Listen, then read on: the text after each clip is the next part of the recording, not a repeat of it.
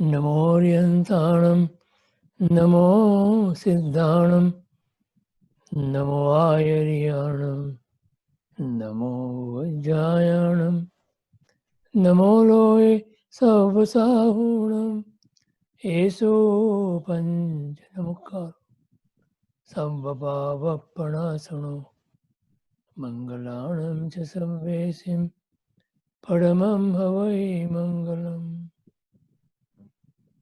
अज्ञानतिमिरान्धानां ज्ञानाञ्जनशलाकया चक्षुरुन्मीलितं येन तस्मै श्रीगुरवे नमः.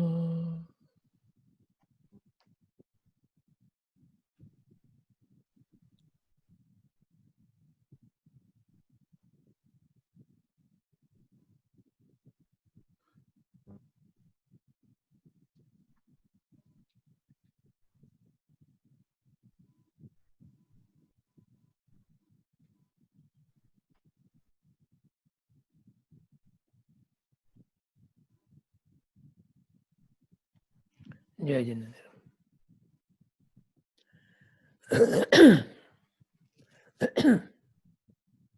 આજે સોમવાર તારીખ 20મી જુલાઈ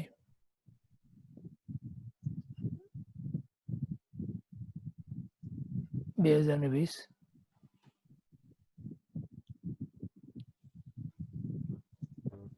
પૂજ્ય મહોપાધ્યાય શ્રી યશોવિજયજી મહારાજ સાહેબ કૃત અધ્યાત્મસાર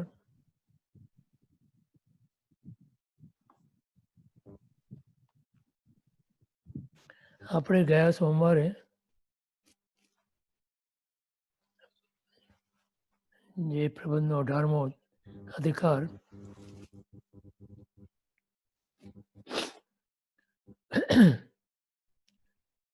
છેલ્લી ગાથાઓ વિચારી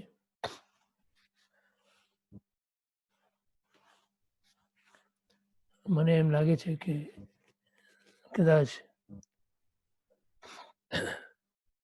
થોડા પ્રશ્નો એમાં રહી ગયા જેની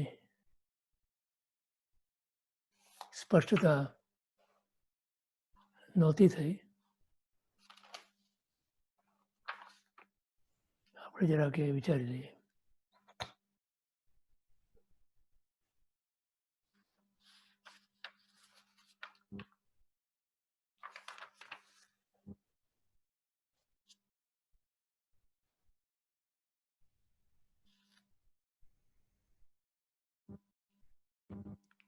એમાં ખાસ તો આ વિવેચનમાં જે છેલ્લી 1-2 ગાથાની અંદર વાત કરી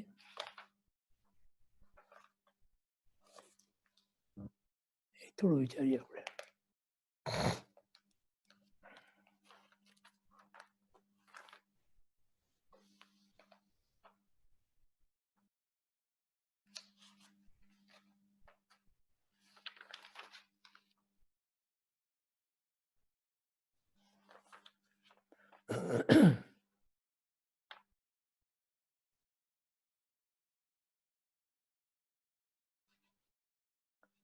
એમાં એક પ્રશ્ન એવો હતો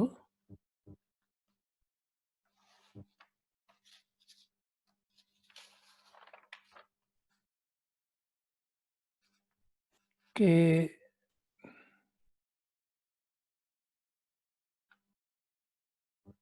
192મી ગાથાનું આમાં વિવેચન આપ્યું છે એના ઉપર જરાક જોવાનું છે. બાકી બીજી બધી ગાથાઓ તો સમજાય એવી છે.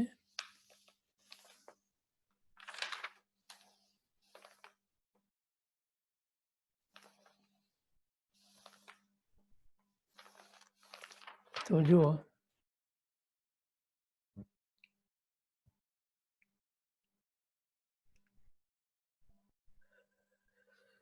એમ કહે છે કે આત્મતત્વ અનાદિકાળથી ગુહ્ય એટલે ગુપ્ત રહ્યું છે. અને મોટાભાગના લોકોને એ પ્રાપ્ત થતું નથી કે થયું નથી. હવે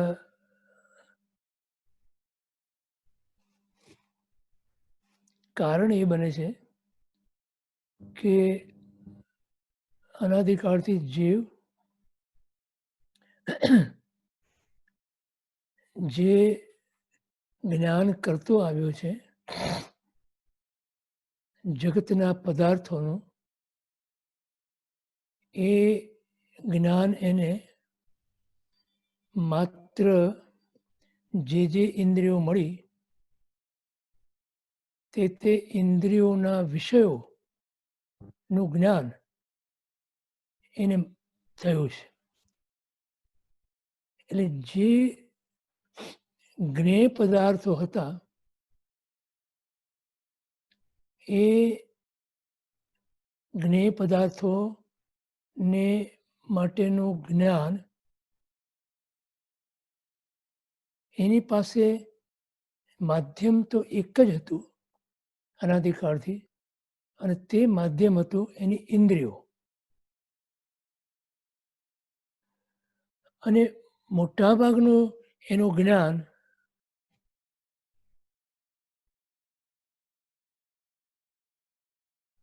સંજ્ઞા જ્ઞાન.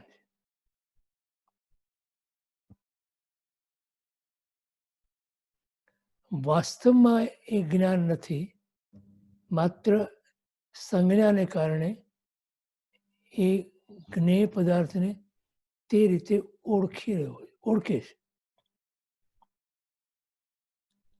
અને ફરી મૂળમાં એ જ્ઞેય પદાર્થોની સાથે પોતાનું જે જ્ઞાન એને તદાકાર કરે છે. એટલે અને એ તદાકાર કરવામાં માધ્યમ તરીકે એની ઇન્દ્રિયો છે.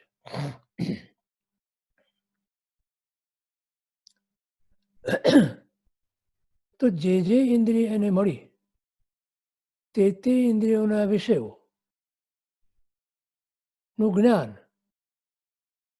તે ઇન્દ્રિયો પૂરતું સીમિત રહ્યું.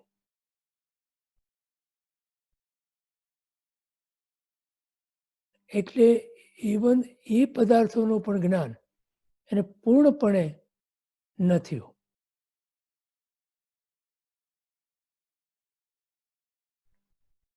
તો પોતે શું કર્યું કે જે જ્ઞેય પદાર્થો આવ્યા એની સાથે જ્ઞાન પોતાનું જે છે એને એના રૂપ કરી નાખ્યું, તદાકાર એના આકારનું કરી નાખ્યું.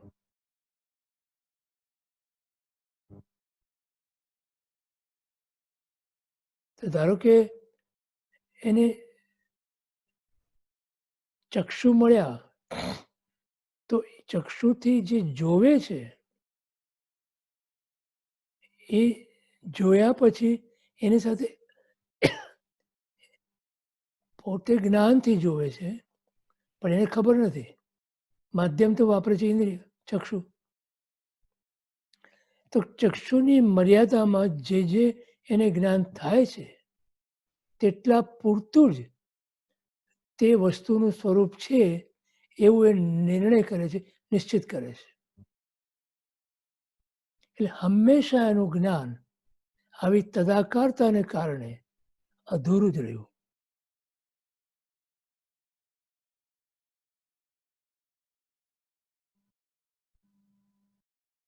તે જ પ્રમાણે શ્રવણ, સ્પર્શ, ગ્રહણેન્દ્રિય, બધી ઇન્દ્રિયોનું એક લિમિટેડ, એક મર્યાદિત જ્ઞાન કર્યું.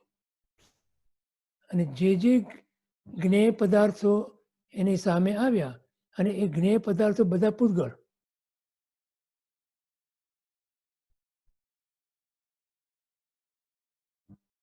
કેમ કે પોતાની જે ઇન્દ્રિયો જે છે એ પણ પૌદ્ગલિક, અને એના માધ્યમથી થતું જ્ઞાન પણ પૂતગલનું.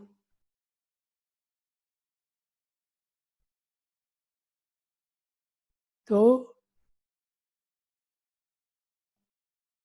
વસ્તુનું સ્વરૂપ આટલું જ છે એવો નિર્ણય અનાદિકાળથી જીવ કરતો આવ્યો છે.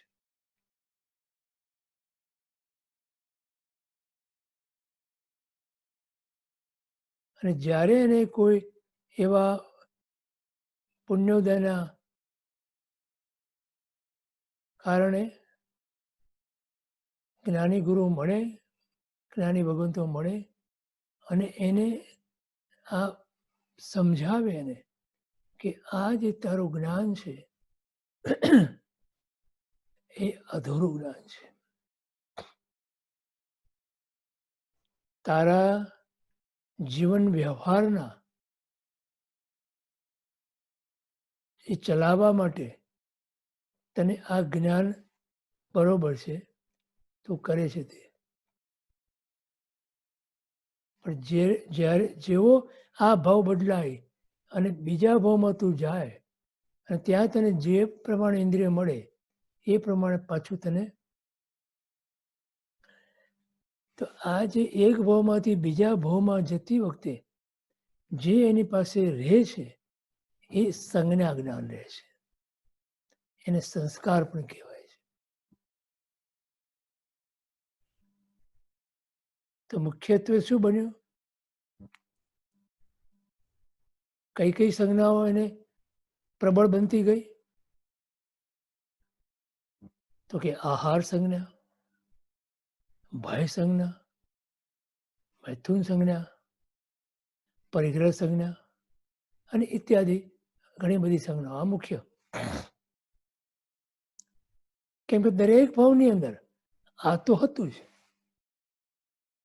આહાર વગર ચાલ્યું નહીં. અને દરેક ભાવની અંદર ભય પણ હતો અને પરિગ્રહ પણ હતો.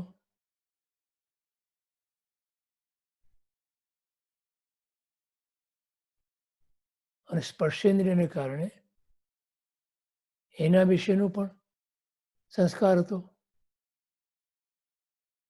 મૈથુન સંજ્ઞા રૂપે.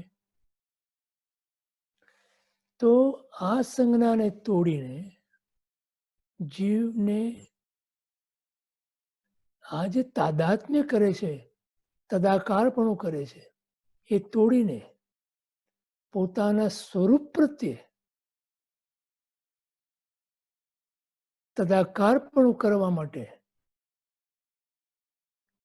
જે જ્ઞાતા છે, આ જાણ્યું બધું તો જ્ઞાતા જ, પણ માધ્યમ જળ રહેવું પૌગલિક. તો જ્ઞાતા સાથે પોતાના જ્ઞાનનું, એટલે કે જ્ઞાતાને પોતે જ્યારે પોતાના જ્ઞાનનો જ્ઞેય બનાવે ત્યારે એનું તદાકારપણું આત્મા પ્રત્યે વળે છે.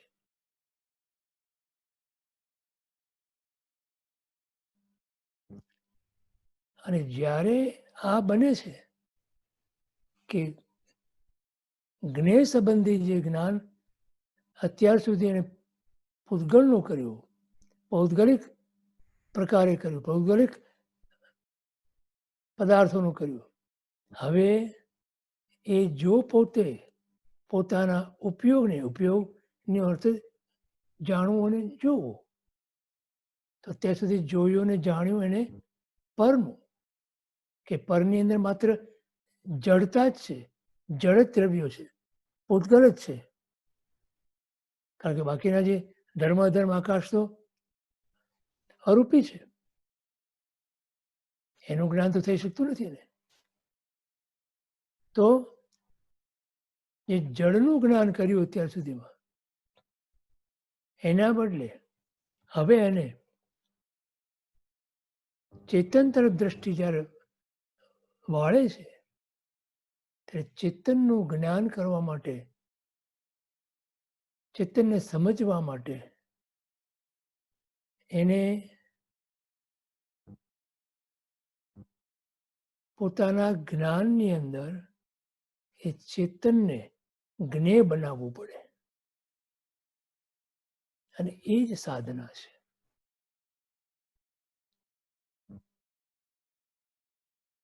ઉપયોગને વાળવો પોતા તરફ, એનું નામ જ આ. કે જોવું જાણવું જે અત્યાર સુધી બહારમાં કર્યું, એના બદલે જ્યારે પોતે પોતાના ઉપયોગને અંદર વાળે છે, જ્યાં પોતે છે ત્યાં જાય છે, તેને પોતાનું જ્ઞાન થઈ શકે. એટલે જ્ઞાતા હું, મને જ હું જ્ઞેય બનાવું, જણાવવા યોગ્ય અને જાણું, તો એ આત્મદર્શન છે, સમ્યક દર્શન છે, ચૈતન્યનું જ્ઞાન છે. તો પર આપોઆપ છૂટી જાય છે.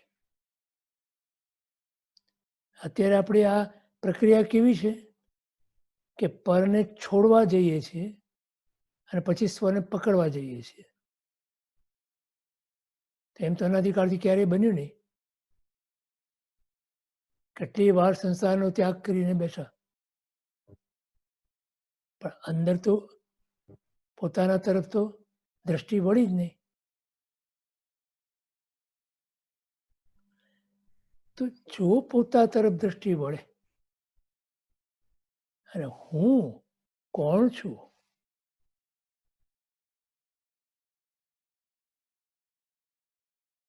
એની સ્પષ્ટતા થાય, તો જીવ હમણાં આ ઘડીએ પોતાના સ્વરૂપની પ્રાપ્તિ કરી શકે.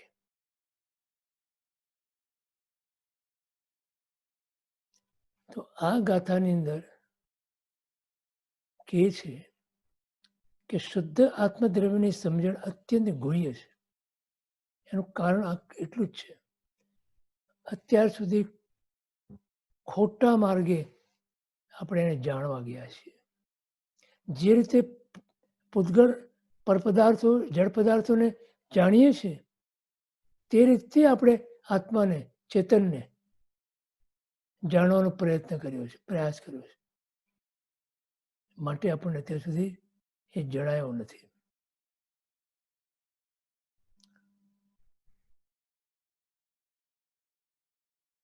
તો જો સમજણ જ જો આટલી ગહન હોય તો અનુભવ તો ક્યાંથી થઈ શકે? અનુભવમાં કેવી રીતે આવી શકે?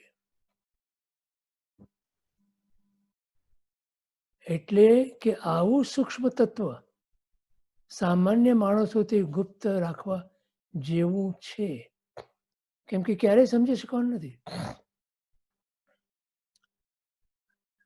જેની ઝંખના તીવ્ર બને, જિજ્ઞાસુ બને જે જીવ,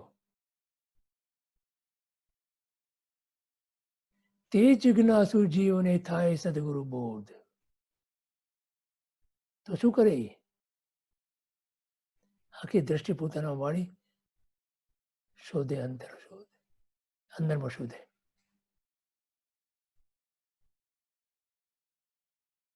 જો અને આ તત્વ વિચારણા જે છે સૂક્ષ્મ તત્વની, એ સૂક્ષ્મ ન્યાયને આશ્રિત છે. અને તે સૂક્ષ્મ ન્યાય એટલે નિશ્ચય ન્યાય, શુદ્ધ નિશ્ચય ન્યાય, કે જ્યાં આત્માનું સ્વરૂપ શુદ્ધ નિશ્ચય નહીંથી શુદ્ધ જ છે. એને કોઈ વળગાડ છે જ નહીં. આ સ્વીકાર કરતી વખતે જે વળગાડ કોના સંબંધી વળગણા છે, રાખું કે તે પરિહારો, એને પરિહરે જ્યારે ત્યારે પોતાને શુદ્ધ આત્મદ્રવ્યની પ્રાપ્તિ થાય છે.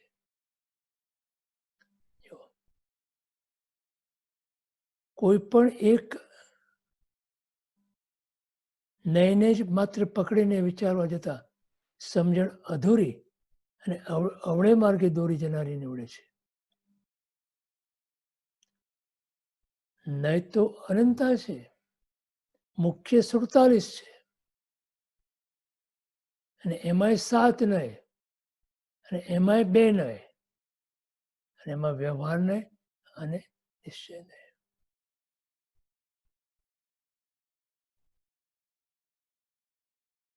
વ્યવહાર નયથી વર્તમાન જે સ્વરૂપ છે આપણું, એની આપણને જાણ થાય છે. શું જાણ થાય છે? કે આ મારું સ્વરૂપ નથી. અને નિશ્ચયને શું કરે છે? આ મારું સ્વરૂપ છે.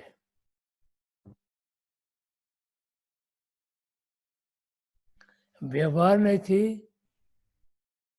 નિશ્ચિત એમ થાય છે કે આ મારું સ્વરૂપ નથી, અને નિશ્ચય નથી આ જ મારું સ્વરૂપ છે એમ નક્કી થાય છે.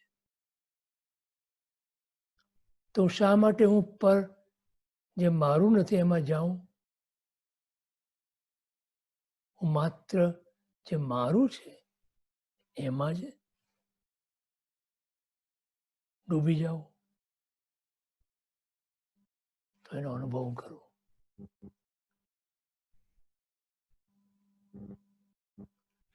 તેમાં વિવિધ નયોની સમજણ હોવી જરૂરી છે. વળી તેમાં સામંજસ્ય એટલે આધાર એકબીજાનો કઈ રીતે છે, કઈ અપેક્ષા છે, એ અપેક્ષા સમજવી જરૂરી છે.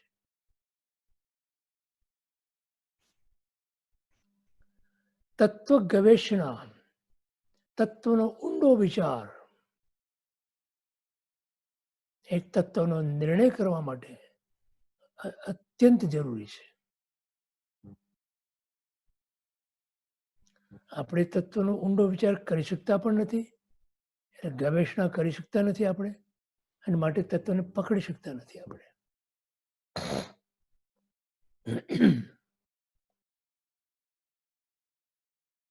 તો એમાં એક ગવેષણા કરવા, ઊંડા વિચાર કરવામાં આપણી પાસે જો એટલી શક્તિ ના હોય અને સ્થિરતા ના હોય, તો અધૂરા પ્રયત્નો, અધૂરી સમજણ, અધૂરા જ્ઞાન અને અધૂરી ઝંખના, નબળી ઝંખનાને કારણે આપણે એમાં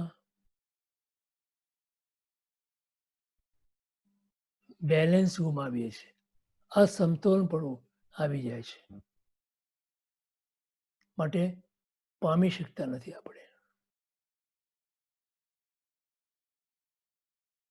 અને એને કારણે જો જીવ જાગૃત ન રહ્યો તો ઊંધે રવાડે ચડી જાય છે, એકાંત પક્ષી થઈ જાય છે. ભગવાનનો ધર્મ એકાંત છે, પણ દ્રષ્ટિની અંદર અનેકાંતપણું છે. અનેકાંત યુક્ત એકાંતની નિત્ય જે સેવા કરે છે, એ સમજવું બહુ જ અઘરું છે, દુર્લભ છે. માટે ગુરુગામથી સમજવું.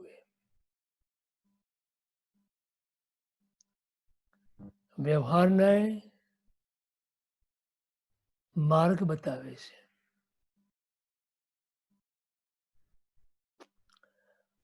અશુદ્ધ નિશ્ચયને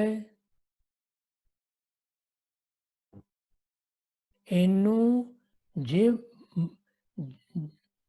ધ્યેય છે, જે મંઝિલ છે, એનું વર્તમાન સ્વરૂપ બતાવે છે. અને શુદ્ધ નિશ્ચયને એનું ત્રિકાળ સ્વરૂપ બતાવે છે. ત્રિકાળ શુદ્ધ સ્વરૂપ બતાવે છે. આ 3 શબ્દો આવે છે ને.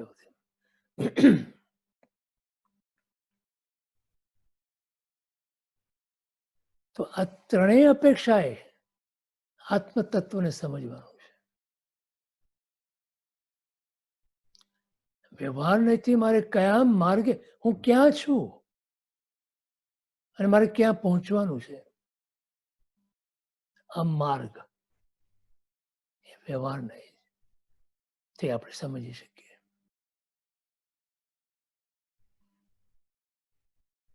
શુદ્ધ નિશ્ચયની એની અંદર અત્યારે મારું સ્વરૂપ શું છે, કયું છે, કેવું છે, એ સ્પષ્ટ થાય છે.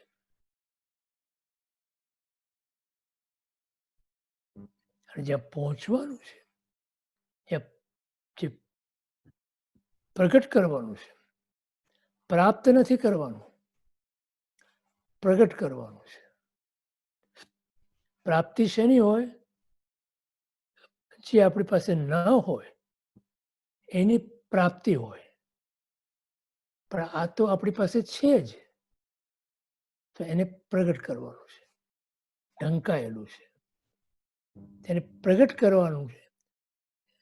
એ આપણને શુદ્ધ નિશ્ચયને આ ત્રિકાળી શુદ્ધ જે સત સ્વરૂપ છે આપણું,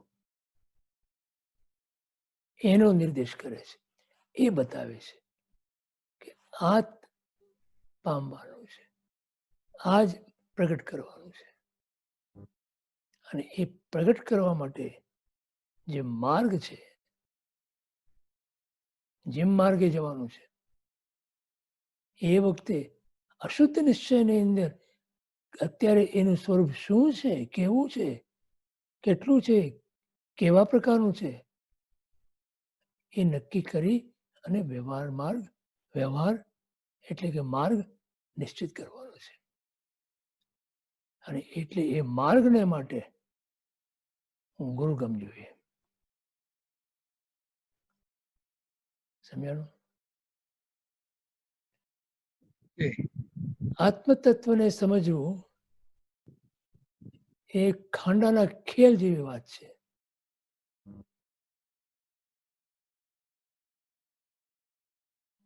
વાતો કરવાથી કે બોલવાથી, વાંચવાથી, સાંભળવાથી આત્મતત્વની પ્રાપ્તિ થઈ શકતી નથી.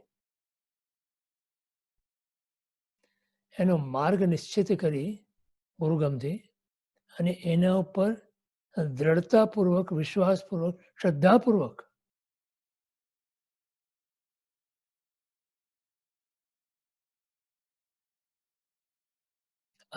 અદમ્ય ઝંખનાથી જો ચાલવામાં આવે તો આપણે એ મંઝિલ સુધી જરૂર પહોંચી શકીએ. આપણે કેમ કે એ સંવેદનાત્મક છે. તો અનુભવ તો ક્યારે થાય? ચાખીએ તો થાય. ગોળનું ખૂબ વર્ણન કર્યું, વોલ્યુમના વોલ્યુમ, ગ્રંથોના ગ્રંથો એના વિશે વાંચી લીધા, પણ એમાંથી ગળપણનો અનુભવ ક્યારે પણ ન થાય.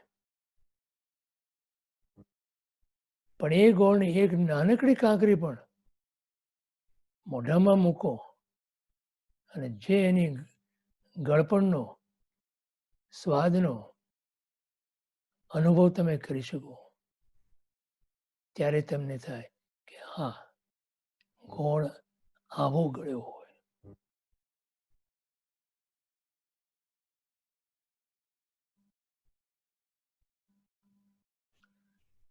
એને અનુભવ જ્ઞાન કીધું.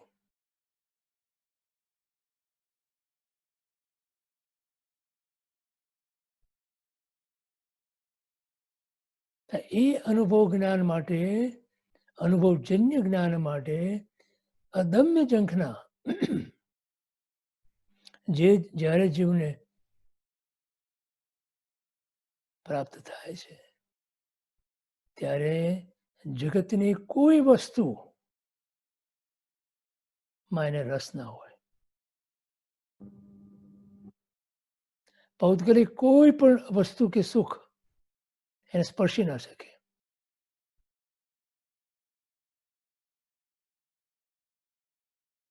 અત્યાર સુધી એના અનુભવ વગરના આપણે રહી શક્યા હોઈએ તો એની પાછળનું કારણ આ જ છે.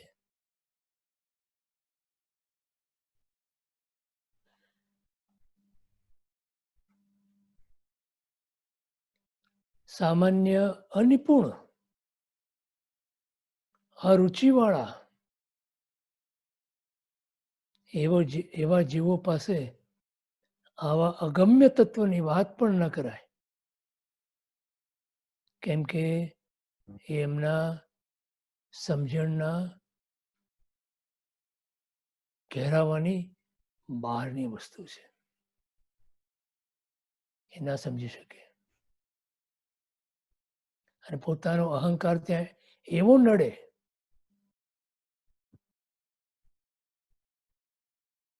કે એ વાતનો સ્વીકાર પણ ના કરે.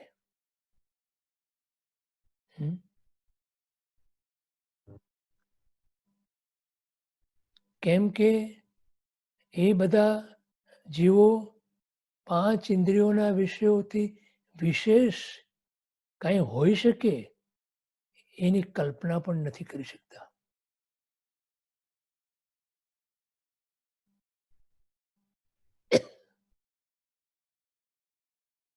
માટે 5 ઇન્દ્રિયોના વિષયોના ભોગવટાની અંદર જેમણે પોતાના જીવનની ઇતિશ્રી માની છે એવા જીવો માટે આત્મતત્વની ગુહ્ય વાતો કરવાની જ્ઞાનીઓ સ્પષ્ટ ના પાડે છે. એ આ છેલ્લી પતન ગાથાઓનો સાર છે.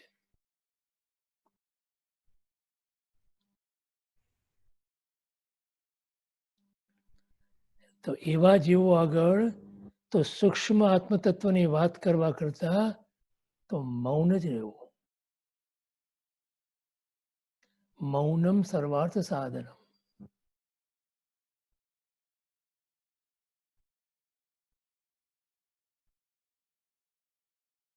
તેઓ સમજે નહીં, સારી સાચી વાતની વિડંબના કરે, ઉપહાસ કે તિરસ્કાર પણ કરે.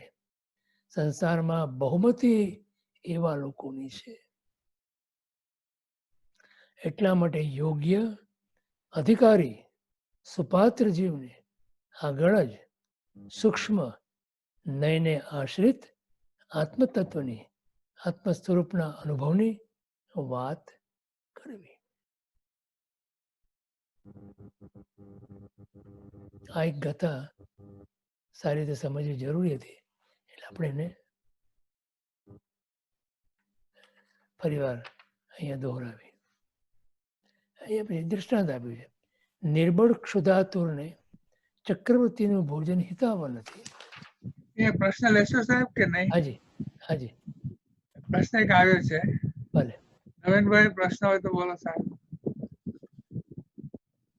ગિરીશભાઈ, હમણાં જે શરૂઆતમાં તમે કીધું ને કે દ્રષ્ટિ બહાર છે અને એ જ દ્રષ્ટિ પછી અંદર કરવા જઈએ છીએ તો પછી એ દ્રષ્ટિથી જે દેખાય એ કલ્પનાનું જ થઈ જાય છે અને કલ્પનાને જ બધો વિચાર આવી જાય છે.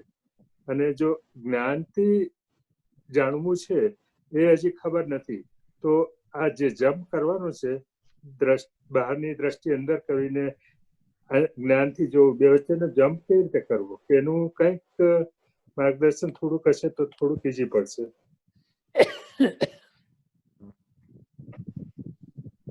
ફરી વાર જરા પ્રશ્ન કરો તો. જે શરૂઆતમાં કીધું ને કે દ્રષ્ટિ બહાર પડીને એ રીતે જ આખી જિંદગી ગઈ છે હા લગભગ કે તો એની જગ્યાએ અંદર જોવાનું ચાલુ કર્યું પણ એ જે દ્રષ્ટિથી એ જ 5 ઇન્દ્રિય અને મન એનાથી જોવાનું વિચાર કર્યો તો એના કારણે જે દેખાય છે એનાથી આત્મા પકડી નથી શકાતો પણ જ્ઞાન દ્રષ્ટિથી જોઈએ તો જ પકડી શકાય છે એટલું પકડાયું પણ આ જે જમ્પ કરવાનો છે એના માટે શું કરવું? હા પહેલું આનો સ્વીકાર કરો કે જે 5 ઇન્દ્રિયો અને મન દ્વારા જેનો અનુભવ આપણે કરીએ છીએ તે હું નથી. આ સતત ઘૂંટો તો હું કોણ છું? હું મારા સ્વરૂપનો હું વિચાર કર્યા કરું, શુદ્ધ સ્વરૂપનો વિચાર કર્યા કરું, મારા સત સ્વરૂપનો વિચાર કર્યા કરું અને જે નથી એ પહેલા હું નક્કી કરું શું નથી અને હું શું છું, હું કોણ છું.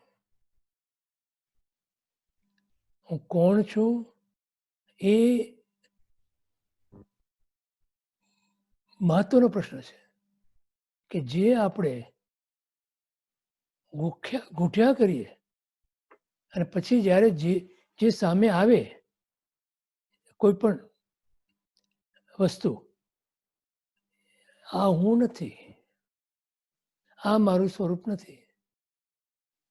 ત્રિકાળ શુદ્ધ જ્ઞાન અને દર્શન સહિતનું જે સ્વરૂપ છે એ હું છું. આવું જ્યારે સતત તમે ઘૂંટ્યા કરો ત્યારે તમે આ 5 ઇન્દ્રિયોથી અને મનથી જે વસ્તુઓ દેખાય છે ને અનુભવાય છે એમાંથી છૂટી શકો તમે. એટલે પહેલા તમારા લક્ષ્યની અંદર તત્વ આવવું જોઈએ. મારે પામવું આ છે, જે હું છું એ મારે પામવું છે. બરાબર. અને આડે જે આ બધું આવે છે એ આડે જે આવે છે એ હું નથી. મને જે આ જે વિઘ્ન કરતા છે બધા એ હું નથી. મારું સ્વરૂપ શું છે? મારું સ્વરૂપ આ છે. સત સ્વરૂપ શું છે? સત એટલે આત્મા. મારું આત્મ સ્વરૂપ શું છે? સતતતાને ગોખ્યા કરો. સતત અને જે આવે છે નજર સમક્ષ એ હું નથી. આ હું નથી, આ હું નથી, આ હું નથી. ઉપનિષદની અંદર એક અગત્યનો એક શ્લોક આવે છે. એની અંદર ગુરુ કહે છે એને કે તને આ જે બધું દેખાય છે એ તું નથી. તો ઓલો પૂછે છે પ્રશ્ન કે તો આ હું છું, આ હું છું, આ હું છું.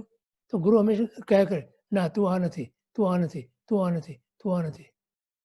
ન ઇતિ ન ઇતિ ન ઇતિ, અહીંયા નથી, આ નથી, અહીંયા. તો એમ કરતા કરતા કરતા એને અંદર લઈ જાય છે ગુરુ. અને પછી એને કહે છે આ તારું સ્વરૂપ છે, આ તું છે. જે તું છે તે તું છે. તત્વમસી એ જે તત્વ તું છે તે જ તું છે.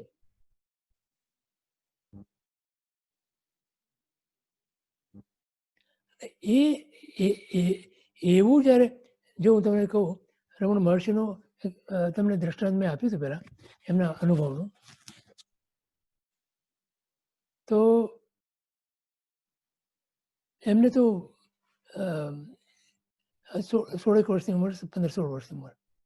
એમના કાકાને ત્યાં ક્યાંક ગયા હશે અને ત્યાં કંઈક એમને કંઈક બીમાર પડ્યા કે એવું કંઈક હતું અને ઓલમોસ્ટ બેભાન જેવા થઈ ગયા. પણ બેભાન થયા પણ પોતાનું ભાન ચૂક્યા નહોતા. દેભાન ગયું, દેભાવ ગયો અને પોતાને જોવે છે. આમ એ રૂમની અંદર પોતે પોતાને જોવે છે કે આ રમણ જેને કહે છે તો અહીંયા પડ્યો છે. તો હું જેને જોઉં છું એ કોણ છે? તો એ હું કોણ એમાં એટલી બધી ઊંડી એમની ગવેષણા થઈ ગઈ કે છોડીને જતા રહ્યા. અને પછી તો ઓલા ભોયરામાં, મંદિરના ભોયરામાં બેસી ગયા કે જ્યાં કોઈ જાય નહીં. ભેજ અને કીડીઓ ને મકોડા ને ઓલા નાના નાના જીવજંતુઓને એવા બધા અંદર હોય, ત્યાં બેઠા. આખું શરીર ફોલી ખાધું હશે એમનું. માતાના વાળ આમ ઓલા થઈ ગયા ગૂંચવાડાની. એ દશાને ખાધા પીધા વગર દિવસોના દિવસો સુધી હું કોણ? આ ગવેષણાની અંદર એમને એ તત્વ ખ્યાલ આવ્યો કે હું તો ચેતન છું. આ બધું જે છે એ હું નથી. આ હું નથી, આ હું નથી, આ હું નથી, આ હું નથી. એમ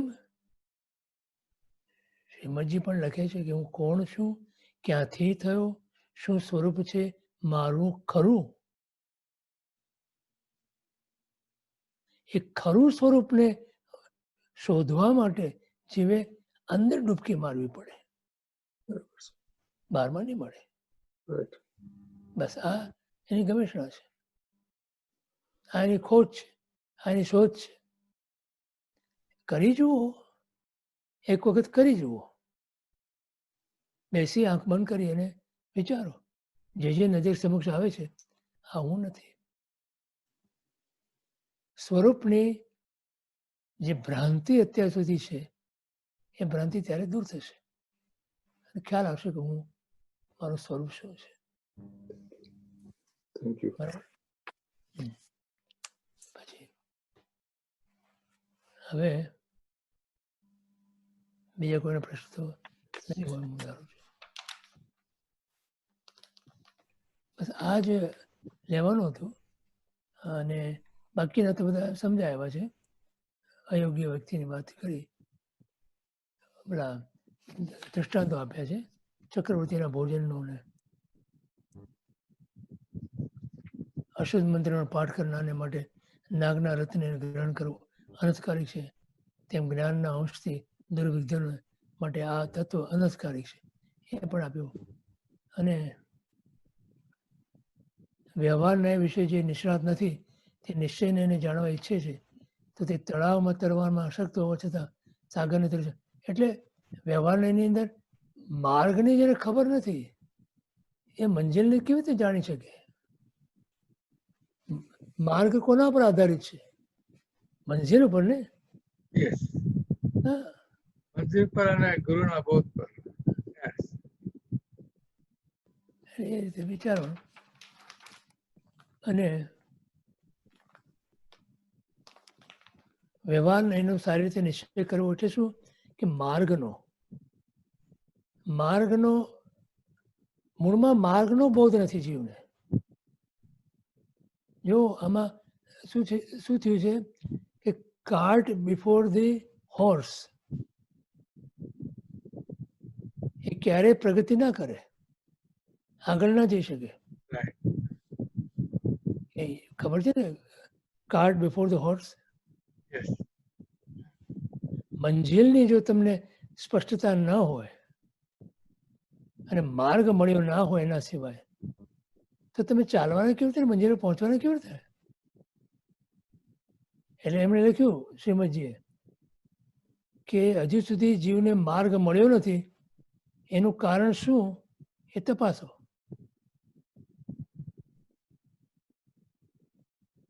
એમ નથી કીધું કે મંજિલ નથી મળી, માર્ગ જ નથી મળ્યો. તો આપણે ચાલીએ છીએ શું છે? મંજિલ વગરનો માર્ગ એ માર્ગ કહેવાય? એટલે કાંચીના બળદ જેવું છે. એ ભટકણ જેવું કહેવાય. ગાડીનો પશુ હોય ને, જે ગાડીમાં ગોળ ગોળ ફર્યા કરે, Right. એટલે સાહેબ જે ઘણી વખત કે હું ક્યારેક કોકને કહું છું, એ જ્યાં જ્યાં એમ કે શ્રીમદના આશ્રમોમાં જાય ને ત્યાં કહે બધાને કે તમે સ્વાધ્યાયના વર્તુળમાં ફરિયાદ કરો છો કે હકીકતમાં એમ જ છે. આ સ્વાધ્યાયના આ જે શ્રવણ આ જે અત્યારે જે વોટ્સઅપ ઉપર બધું આવ્યા કરે છે, વાંચનાઓ ને વ્યાખ્યાનો ને બધું, આ એ જ છે, સેમ જ. એના વર્તુળમાં ફર્યા કરીએ છીએ આપણે. એના કરતાં તમે એક વસ્તુને પકડી લો, પછી એમાં ઊંડા ઉતરી લો. અહીંયા આપ સાંભળ્યું, અહીંયા સાંભળ્યું, અહીંયા સાંભળ્યું, અહીંયા સાંભળ્યું, બધું સારું જ લાગવાનું છે. બધાની વાગછટા સારી જ હોય છે, નહીં તો આવે જ નહીં અહીંયા કહેવા તમને. સમજાય હું શું કહું છું? તત્વની ગવેષણા એને ઊંડા પહોળાઈ અને લંબાઈ ઘણી કરી, પણ ઊંડાણ જોઈએ. એ ઊંડાણ અનુપ્રેક્ષાથી આવે. તો અનુપ્રેક્ષા આપણે કરતા નથી. Go dipper and dipper and dipper in yourself. અરે તમે એક વસ્તુ આ લઈ લ્યો, વધારે નહીં, એક જ વસ્તુ લ્યો, પણ એમાં ઊંડા ઉતરો.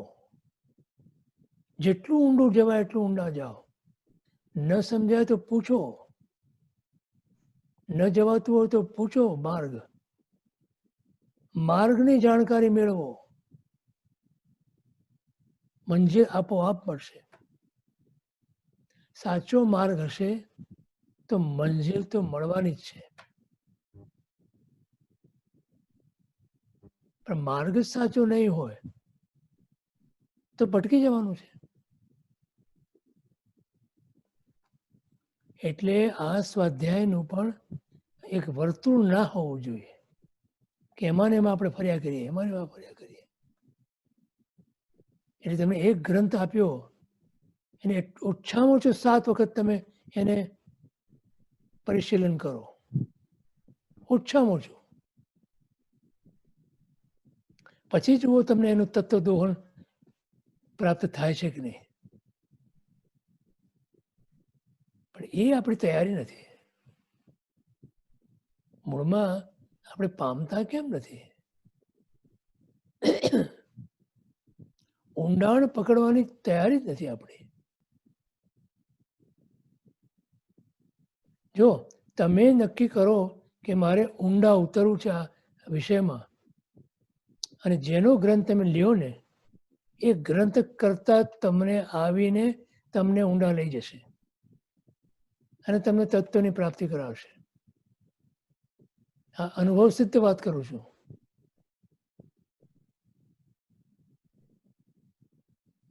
પણ એટલી તમને ધીરજ પણ જોઈએ, એટલી ખંત પણ જોઈએ અને એટલી મહેનત પણ જોઈએ.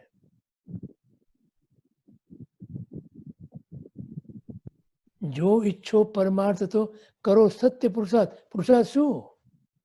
આજ ફરી વળી કરવાનું તો આ જ છે.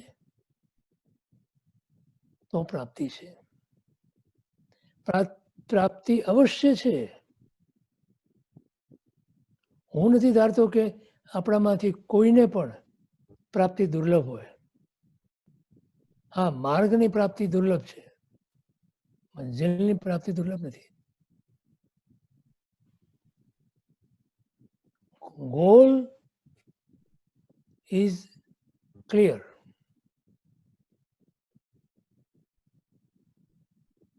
એને આંબવા માટેનું જે માર્ગ છે એની ક્લેરિટી નથી, માટે ભટકાવાનું થાય છે, માટે ભટકીએ છીએ આપણે. સમજાણું કઈ? કોઈને પ્રશ્ન હોય તો લઈએ, નહીં તો પછી આગળ. આ 18મો અધિકાર પ્રબંધ 6 એમાં પૂરું કરીએ. આત્મનિશ્ચય અધિકાર અને પ્રબંધ 6નો જે 19મો અધિકાર છે, જીનમત સ્તુતિ અધિકાર, એ શરૂ. બે પ્રશ્ન આવે છે પાછા. હાજી બોલો. નવીનભાઈ પહેલા. નવીનભાઈ બોલો સાહેબ. ગિરીશભાઈ, જે હમણાં કીધું કે જ્ઞાન માટે કે માર્ગ માટે આટલું વ્યવહાર ને નિશ્ચય ને બધું જે છે, એ રીતે ક્રિયા માટે પણ વ્યવહાર નિશ્ચયની રીતે કંઈક વિચાર કરી શકાય? બહુ સુંદર રીતે તમે કરી શકો. કોઈ પણ ક્રિયા તમે કરો, એ ક્રિયામાંથી જે ભાવ પ્રગટવો જોઈએ અને એ ભાવ પ્રગટ થવામાં જે આશયથી આ ક્રિયા કરીએ છીએ, આની સ્પષ્ટતા હોય તો એ ક્રિયા પણ તમને પ્રાપ્તિ કરાવશે. તો પછી અત્યારે આમાં જે છે આત્મ સંવેદન કરવા માટે કઈ ક્રિયાનો ખરેખર વધારે વિચાર કરો? આ બધી બતાવી છે પાંચ, એટલે which way to go or where to which one to start first, or થોડીક એની સમજણ આવી પછી બીજી લેવી છે. જુઓ, એના માટે સ્વાધ્યાય એ શ્રેષ્ઠ ઉપાય છે. પણ સ્વાધ્યાયમાં અટકવાનું નથી.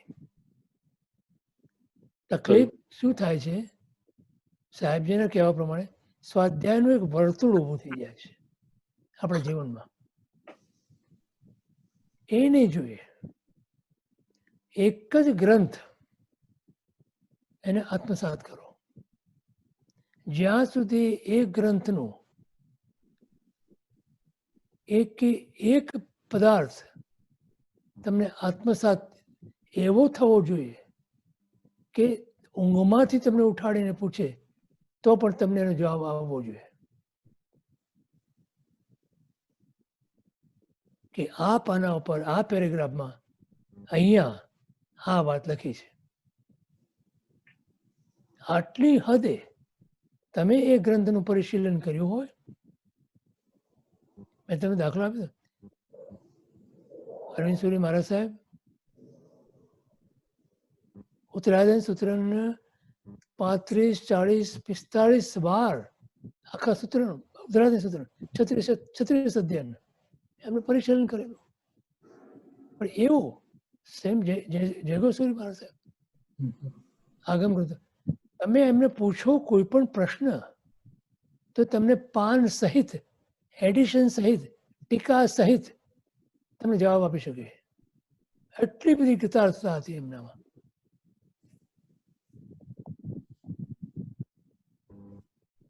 પોતાના મતિ જ્ઞાનના ઉપયોગને એટલું બધું સૂક્ષ્મ બનાવ્યો હતો એમણે કે આગમ ગ્રંથોમાં ક્યાં શું છે તમને કહી દે. ક્યારે બી પૂછો તમે, એમને આમ રિફર ના કરવા પડે ગ્રંથો. તમને કે આ ગ્રંથ કાઢો અને એ ગ્રંથમાં આ જગ્યાએ તમને મળશે.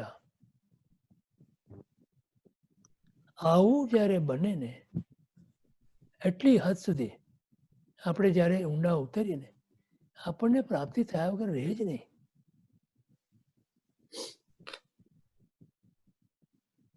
આટલી હદ સુધી આપણે, તો એનો ઉપાય છે. Thank you. તત્વની ગવેષણા કીધી એને.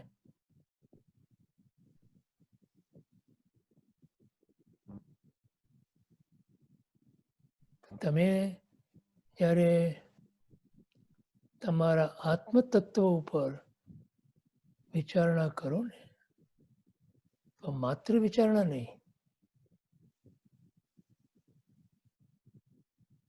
એને અનુભવમાં લેવાનો પ્રયોગ કરો.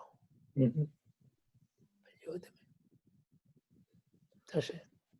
Thank you. જરૂર થશે. પછી તેજસના પ્રશ્ન છે. તેજસભાઈ બોલો સાહેબ. બોલો. જય જિનેન્દ્ર ગિરીશભાઈ, એક બોલો. સિમ્પલ જ ક્વેશ્ચન હતો. અનુપ્રેક્ષા એટલે મનન કે ચિંતન જ કે બીજું કઈ? ના, ચિંતન મનન પછી એમાં જે ઊંડા તમે ઉતરો ને, એની પાછળ ફરી ફરી ફરી ફરી ફરી ફરી અનુ એટલે ની પાછળ પ્રેક્ષા એટલે જોવું. તમે દ્રષ્ટિ તમારી ફરી ફરી એમાં જ જયા કરે, એમાં જ જયા કરે, એને અનુપ્રેક્ષા કહેવાય. એટલે ટૂંકમાં ઊંડાણ. ઊંડાણથી ચિંતન કરીએ કે ઊંડાણથી મનન હા, ઊંડાણ, વધારે. એમાં ઊંડાણ છે. ચિંતન મનન પછી ઓકે, જે ગવેષણા આવે એ એ એ અનુપ્રેક્ષામાં આવે. થેન્ક યુ, એકચ્યુઅલી સ્વાધ્યાય પણ અનુપ્રેક્ષા જ છે. Thank you. અનુપ્રેક્ષા એ સ્વાધ્યાય પ્રકાર છે. 5 પ્રકારના છે ને સ્વાધ્યાય: વાંચના, પૃચ્છના, પરાવર્તના, અનુપ્રેક્ષા અને ઉપદેશ. 5 પ્રકારનો સ્વાધ્યાય. એમાં અનુપ્રેક્ષા એ ચોથા નંબરે છે. તમે વાંચના એટલે તમે ગુરુ પાસેથી સાંભળો છો, એ વાંચના કહેવાય. સ્વાધ્યાયનો એક પ્રકાર છે. પૃચ્છના, તમને કંઈ પ્રશ્ન થાય, હમણાં પ્રશ્ન કર્યો એવી રીતે પૂછો તમે, સમજાય નહીં તો, એ પૃચ્છના. પરાવર્તના, આ ઘરે જઈને અને ફરી ફરી વાંચવાનું, પાછું ગોખવાનું, અને 2, 4, 5, 10 વખત, એ પરાવર્તના. પછી અનુપ્રેક્ષા, પછી બંધ કરી ગ્રંથ, અને પછી તેમ આંખ બંધ કરી અને શું તમે વિચાર્યું, શું તમે વાંચ્યું, શું તમે સાંભળ્યું, એને અંદર ઉતારો. તમે જોયા કરો શું આવ્યું એમાં, શું આવ્યું એમાં, શું આવ્યું. એ અનુપ્રેક્ષા કહેવાય. અને તમારો આત્મા તૈયાર થાય. અને પછી જે છે એ ગુરુ દેશના એ ગુરુનો જે પછી ઉપદેશ તમે સાંભળો ને, અથવા આપે ને તમને માર્ગ બતાવે, તો તમને તરત જ ખ્યાલ આવે ગુરુ શું કહેવા માંગે છે. પહેલા જે વાંચના છે ને એમાં તમને પૂરો ખ્યાલ ના આવે.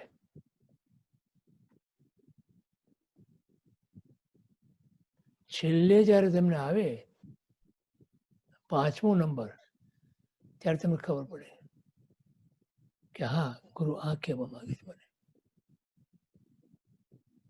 ખ્યાલ આવ્યો? Thank you. પછી કોઈ પ્રશ્ન બાકી નથી રહ્યા? તમે આ ચેપ્ટર બદલાવે પહેલા એક પ્રતિભાવ આપો તો. બધાને અનુભવ હશે ઉચ્ચ અંશે, પણ તમે જે અલ્પ બુદ્ધિ વાળાની વાત કરી છે, જયારે એક પળ એવી આવે ત્યારે જિજ્ઞાસુ બની જાય કે આત્મા જેવી વસ્તુ ખરેખર જુદી છે, અને ત્યારે એની આખી જિંદગી જ બદલાઈ જાય છે આમ તો. રાઈટ.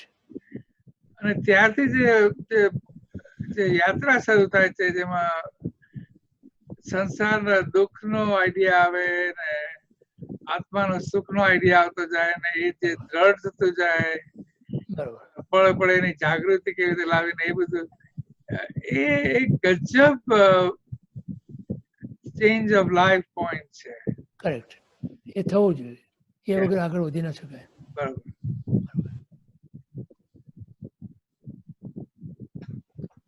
હવે આ આખો અધિકાર ભગવાનની વાણી અને ભગવાનનો જે માર્ગ, ભગવાન જે કહે છે, એમનો મત અથવા તો માન્યતા, પરમાત્માનો ઉપદેશ,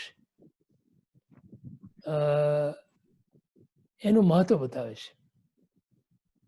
એટલા માટે કે અમે જ્યારે પરમાત્માની વાણીને સાંભળી, પછી વિચારી,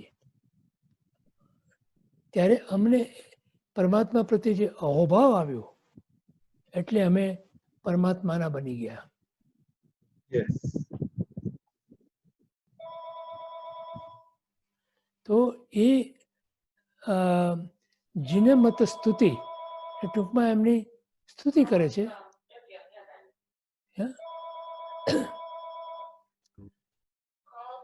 એટલે આપણે જોઈએ અહીંયા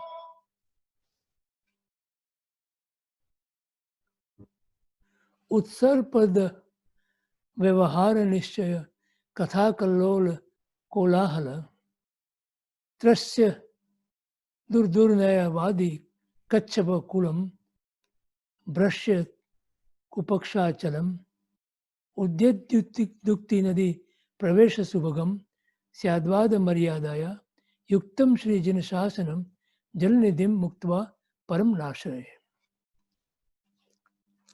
શું કહે છે આમાં? એમનું કવિત્વ શક્તિ ખીલી ઉઠી છે.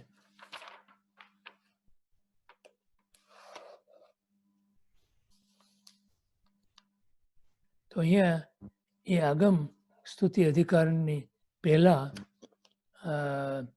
બેને આપણને પ્રસ્તુતિ કરી છે. જ્ઞાનીજનોએ પ્રકાશ્યું છે કે જિનાગમ જીનવાણી સ્વરૂપ છે. એટલે આગમ એટલે જે પરમાત્માની વાણી છે એ બધી દ્વાદશાંગ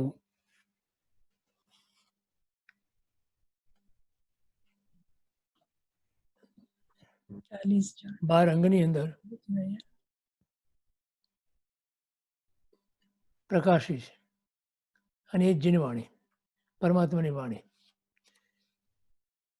તો નિર્મળ ભાવને પામ્યા છે એવા મહાત્માઓએ લોકહિત માટે તથા સ્વપર શ્રેય માટે નિષ્કામ કરુણાથી આગમોની રચના કરી છે.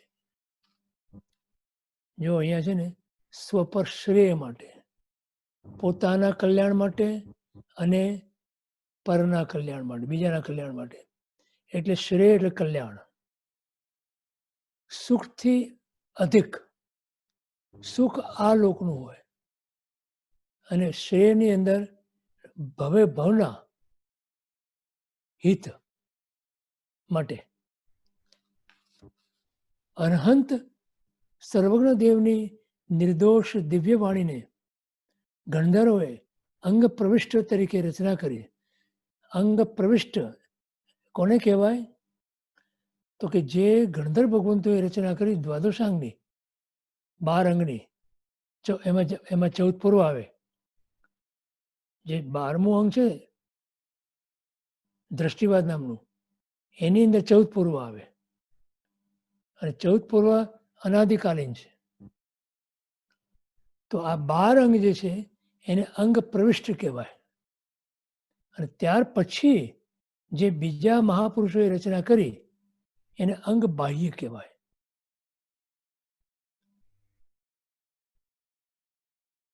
તો એ ત્યાર પછી રચના થઈ એની, ભગવાનના નિર્વાણ પછી. અને ભગવાનની હયાતીમાં આ 12 અંગની ગણધર ભગવંતોએ રચના કરી.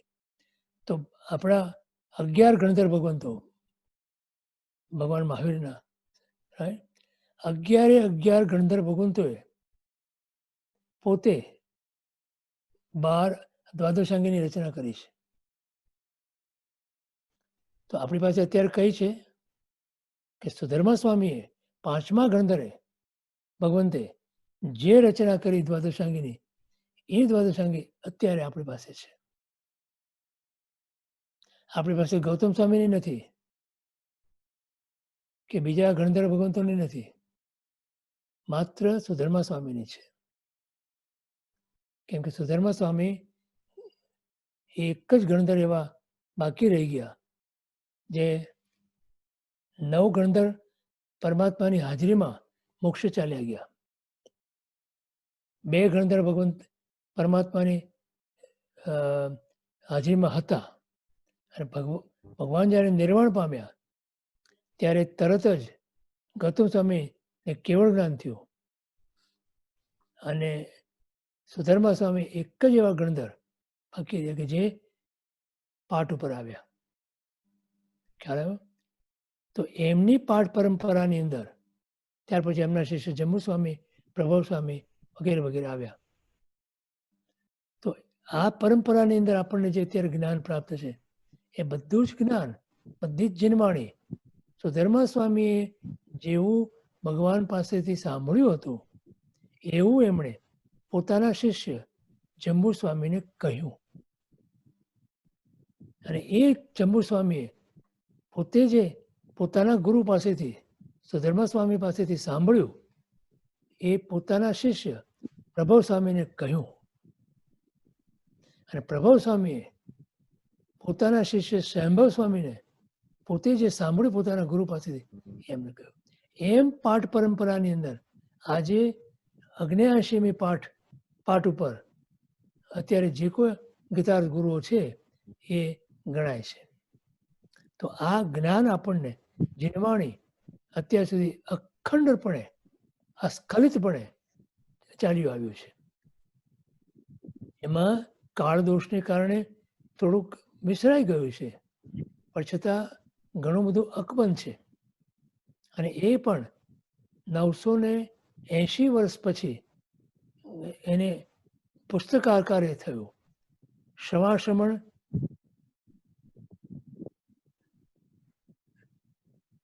જે વલભીપુરની અંદર કોન્ફરન્સ મળી વાંચના, ત્યારે એક પૂર્વના જ્ઞાતા એવા તે વખતે 14 પૂર્વમાંથી માત્ર એક પૂર્વના જ્ઞાતા, એમણે બધા આચાર્યો જેટલા હતા ત્યારે અવેલેબલ એ બધાને બોલાવ્યા અને બધાને કીધું કે તમને જે કંઈ યાદ હોય એ બધું તમે લખાવો. અને ત્યારથી આપણી પાસે લેખિતમાં આવ્યો. એટલે ઓબ્વિયસલી ઘણી બધી વસ્તુઓ એમાં ચૂકાઈ બી ગઈ છે, પણ મૂળ તત્વ એવું ને એવું રહ્યું છે, કેમ કે એ અનુભવ જ્ઞાન છે અને અનુભવ જ્ઞાનમાં ફેર ના પડે. ખ્યાલ આવે છે? તો અરહંત સર્વજ્ઞ દેવની નિર્દોષ દિવ્ય વાણીને ગણધરોએ અંગ પ્રવિષ્ટ તરીકે રચના કરી મુનીશ્વરોએ શાસ્ત્રમાં ગૂંથી તેના શ્રુતિજ્ઞાન દ્વારા અનેક આત્માઓ સંસારથી મુક્ત થયા. એવી આગમ વાણીને નમસ્કાર હો, એમાંના બોધ વચનને નમસ્કાર હો. એ વાણીને પણ નમસ્કાર અને એમાં રહેલા જે વચનો કે જે આપણા માટે બોધ સ્વરૂપ છે એને પણ આપણે નમસ્કાર કરીએ. ધર્મની યથાર્થ રુચિવાળાને શાસ્ત્ર યોગની પ્રાપ્તિ થાય છે, બધાને નથી થતી. તેના સાચા અધિકારી અપ્રમત્ત દશાવાળા મુનિઓ હોય છે, 6ઠા 7મા ગુણસ્થાનકમાં રહેલા. શાસ્ત્ર યોગ એટલે કેવળ શાસ્ત્રનું કોરું જ્ઞાન નથી, પણ ચિત્તની સ્થિરતા અને નિર્મળતામાંથી થયેલા જ્ઞાનનો ક્ષપક્ષમ છે, કુશળપણું છે, જેમાંથી સાધકની સૂક્ષ્મ વિચારણા ઉપયોગ જાગૃત બને છે. જો આપણો ઉપયોગ જાગૃત ન બને, આપણી વિચારણા સૂક્ષ્મ ન બને, તો સાધક તરીકે આપણે કુશળ ન કહેવાઈએ અને સાધક તરીકે આપણે નિષ્ફળ કહેવાઈએ. આથી દોષો દૂર થાય છે, શુદ્ધ જ્ઞાનાચાર આદિનું પાલન થાય છે. આવો શાસ્ત્રયોગી વસ્તુના સૂક્ષ્મ સ્વરૂપને જાણી તેનું ચિંતન કરી ચિત્તની એકાગ્રતાને પામે છે. શાસ્ત્રોનું પ્રમાણ અતિ વિશાળ છે. શાસ્ત્ર સમુદ્રને પાર પામવો દુર્ગમ્ય છે, છતાં સદગુરુના અનુગ્રહથી તેમાં સુગમતા થાય છે.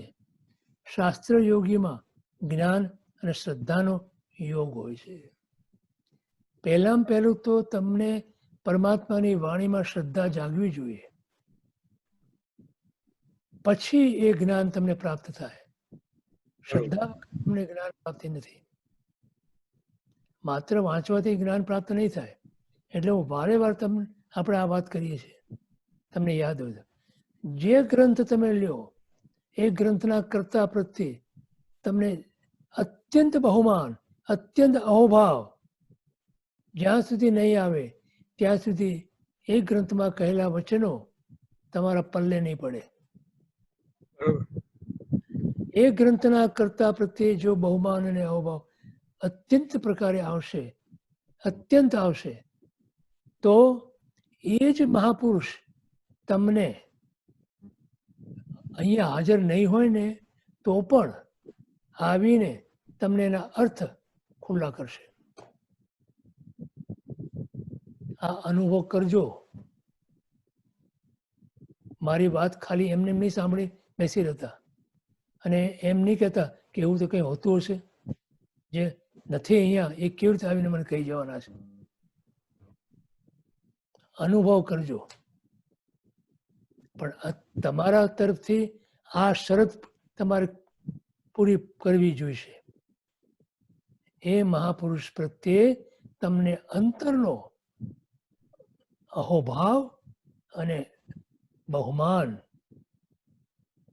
અને શ્રદ્ધા જો હશે તો એ મહાપુરુષ તમને એ ગ્રંથની અંદર રહેલા રહસ્યોને ખોલી અને તમને એનાથી જ્ઞાન પ્રાપ્તિ કરાવશે. અનેક વાર આ અનુભવ થયા છે. માટે તમે આને માત્ર કપોળ કલ્પિત વાત નહીં સમજતા, હકીકત છે. આ બને છે. એક સાહેબજી જર્મન વિદુષીબાઈની નો દ્રષ્ટાંત આપે છે. બૌદ્ધ ધર્મના ખૂબ જ જાણકાર હતા, જર્મનીમાં હતા. 400 વર્ષ પહેલા થઈ ગયેલા એ બૌદ્ધ ગુરુના ગ્રંથને વાંચતા એ ગુરુ પ્રત્યે એમને એટલો અહોભાવ આવ્યો, એટલે એમને મનમાં વિચાર આવ્યો કે આ ગુરુ જો અત્યારે હાજર હોત તો મને કેટલો બધો લાભ થાત. પછી શોધ કરીને ગયા તિબેટ અને સાક્ષાત્કાર કર્યો એ ગુરુનો. 400 વર્ષ પહેલા થઈ ગયેલા ગુરુનો. સમજાય છે? ત્વમેવ સત્યમ નિશંકમ. હા.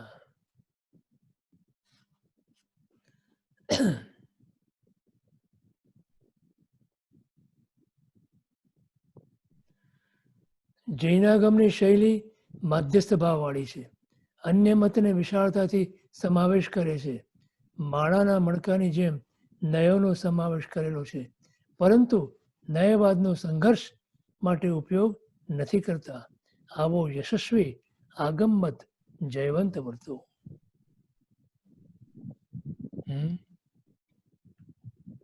અને હવે પ્રબંધ છઠ્ઠો અધિકાર 19માં પહેલો શ્લોક આપણે બોલ્યા એને અહીંયા જિનેશ્વરના આગમની સ્તુતિ. વ્યવહાર અને નિશ્ચયની કથારૂપી ઉછળતા તરંગોના કોલાહલથી ત્રાસ પામતા એકાંતવાદીઓ રૂપી કાચબાઓના સમૂહ વડે જેમાં કુપક્ષરૂપી પર્વતો તૂટી જાય છે, જે વિસ્તારવાળી યુક્તિઓ રૂપી નદીઓના પ્રવેશ કરવા વડે મનોહર છે, તથા જે સ્યાદવાદ રૂપી મર્યાદાથી યુક્ત છે, તે શ્રી જિનશાસન રૂપી સમુદ્રને છોડીને હું બીજા કોઈનો આશ્રય કરતો નથી. આ એમની કવિત્વ શક્તિનો એમણે પરિચય આપ્યો છે મહોપાધ્યાયજીએ.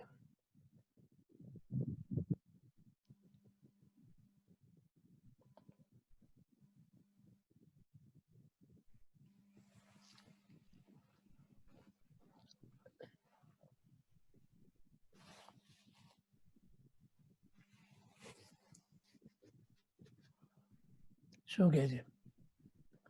હે ભવ્યાત્માઓ, પૂર્વે કહેલા સર્વે ભાવાર્થોથી વિશાળ એવા જીન વચન છે. ક્રિયા અને જ્ઞાનરૂપ વ્યવહાર અને નિશ્ચયના કથનથી ઉછળતા તરંગ સમૂહથી તેના યથાર્થ નિરૂપણથી ત્રાસ પામતા દુર્નયવાદીઓના એકાંત કથનો વ્યર્થ થાય છે, નકામા થાય છે. નિત્યાનિત્ય, એક અનેક, શુદ્ધ અશુદ્ધ વગેરે અનેકાંતવાદ સર્વ રીતે યુક્ત છે. સત્ય પ્રરૂપણા વડે મહાપ્રભાવશાળી જિનાગમ રૂપી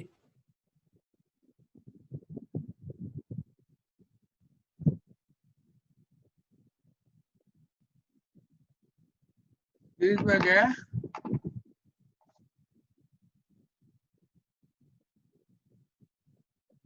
Yeah, looks like he got disconnected. maybe run out his battery power.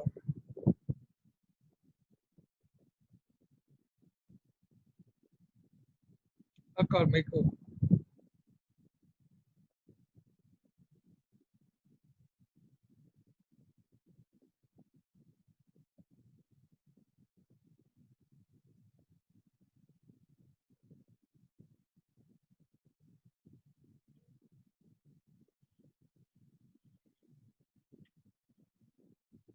Hey, Miko, we lost your dad. Maybe he ran out of battery or something. Yeah, okay, Thank you. that's right. Okay, I'll be there. Bye.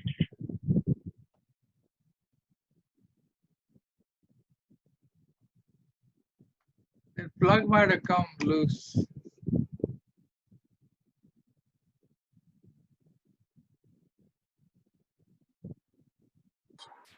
Pradeep bhai, Bolo. did we miss couple of paragraph? No,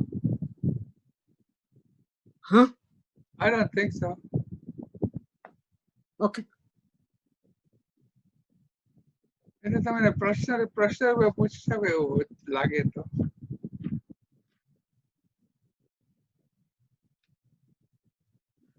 I'm checking with you. Yeah, I don't think so. Okay. Okay then.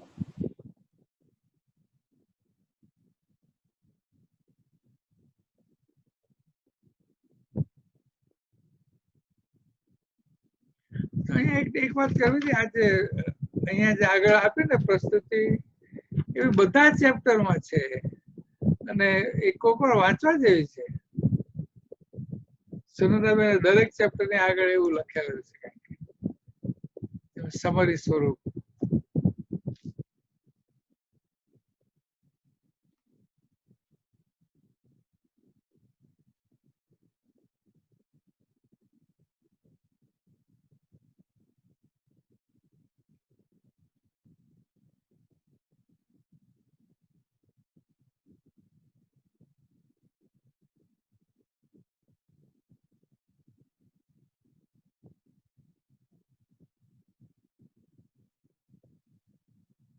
Sometimes when the battery completely discharges, when you reconnect it, it's a little stubborn sometimes and does not come back right away.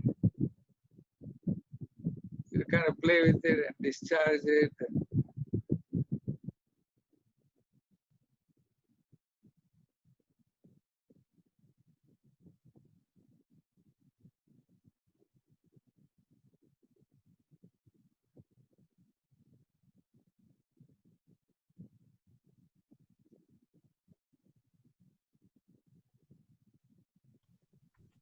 એમને કોણ મદદ કરશે પ્રદીપભાઈ Miku. મીકુ મીકુ કરશે મેં હમણાં જ એને phone કર્યો બેન.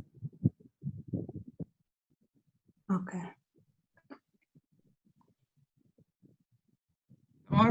તમારી બેન્ડવિડ્થ બહુ લો છે કિશોરીબેન. બધું લાલ દેખાય છે. ધીરુભાઈ વાપરી રહ્યા છે કદાચ. હા ધીરુભાઈ વાપરી રહ્યા છે. શું વાપરી રહ્યા છે તમારી બેન્ડવિડ્થ તમારે બહુ લો છે લો છે.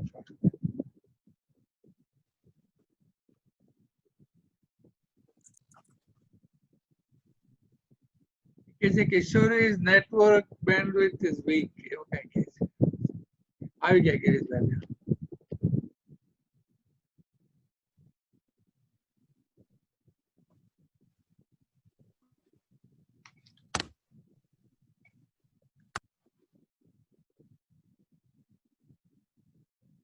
Welcome back, Sam. Battery died. Is that what happened? Battery down થઈ ગઈ હતી. એક વાર પ્લગ છૂટું થઈ જાય ને તો એવું થાય. હા પ્લગ લગાવેલું હતું. એ થોડું ટેબલ હલાવતા હોય ને થોડું ઘણું ત્યારે કોક વાર એવું થાય. કોઈને આવા શ્લોકો છે ને આમાં આગમ સ્તુતિના એમાં રાગ છે અમુક. આઈ થિંક ઇટ ઇઝ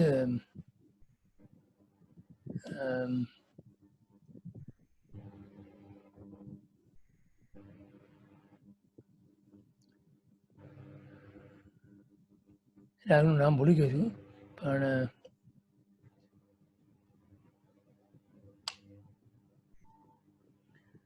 ઉત્સર પર દ્રવ્ય વ્યવહાર નિશ્ચય કથા કલ્લોલલિયલાહલ ત્રસ્ય દુર્નયવાદિક અકુલમ નશ્ય પક્ષાચલમ.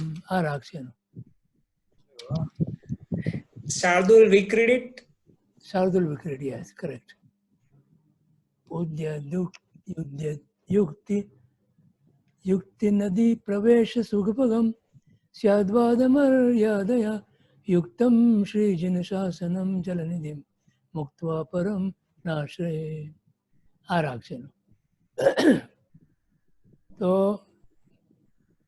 કે છે અહીંયા, હે ભવ્યાત્માઓ, પૂર્વે કહેલા સર્વે ભાવાર્થોથી વિશાળ એવા જીન વચન છે. કેવા છે? તો કે ક્રિયા અને જ્ઞાનરૂપ વ્યવહાર અને નિશ્ચયના કથનથી ઉછળતા તરંગ સમૂહથી તેના યથાર્થ નિરૂપણથી ત્રાસ પામતા. કોણ ત્રાસ પામે છે? દુર્નયનવાદીઓ, જે લોકો નયનો દુરુપયોગ કરે છે, એવા એકાંત કથનો વ્યર્થ થાય છે. તો કે નિત્યા અનિત્ય, એક અનેક, શુદ્ધ અશુદ્ધ વગેરે અનેકાંતવાદ સર્વ રીતે યુક્ત છે. સત્ય પ્રરૂપણા વડે મહાપ્રભાવશાળી જિનાગમ રૂપી સમુદ્રને છોડીને હું અન્ય મતનો આગ્રહ કરતો નથી. જિનાગમોનું નિરૂપણ અનેકાંતને અનુસરતું હોવાથી ભવ્યાત્માઓને માટે તે વચનો જ યથાર્થ છે. સમજાણું? આપણે કેટલા ભાગ્યશાળી. હા. તો હવે અહીંયા કહે છે કે જીન શાસન, જિનાગમ, જીનમાણી મોરનો મહિમા યથાર્થ રીતે દર્શાવવા માટે ગ્રંથકાર મહર્ષિએ આ અધિકારની રચના કરી છે.